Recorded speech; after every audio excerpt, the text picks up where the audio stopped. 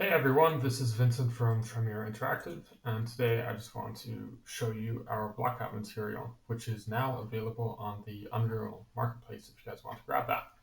So, very simply, this is a material that's highly customizable, it's super lightweight, and it's used for blockouts. So, for instance here, we might have a material that is 3 meters by 3 meters or 300 units by 300 units. And each tile here is 100 units, so it's very simple to measure things out if you want to. And here you can also see that you can easily change the colors and so on. And of course, it's also world aligned, so you can have many different assets just come together in a world, and it will align seamlessly. So yeah, that's really kind of the allure to this material. It's super simple to set up. You can customize it as much as you want, and it's great for blockouts. Now let me show you guys how you can use it, how you can customize it, and so on.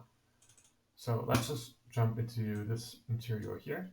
It's what you see in most of this little example. Yeah, so here we have our big tile length. If we change that, it just changes the length of the big tile, and that's in Unreal units. So you can set that to whatever you want. If you want each of these large tiles to be 50 units, you can have it at 50 units. If you want it to be 100, it can be 100, or anything in between. And I'm just going to set it to 100. And then here you also have your rows per big tile. Maybe you also want to see a row every 10 units, then you can do that. And essentially you just have a 10 by 10 grid for each of these big tiles. You can also just set it back to 5 if you want to. Then we have our very standard material parameters here. So metallic, if we just want it to look more metallic, or roughness, specular, we can change all those if we want to as well.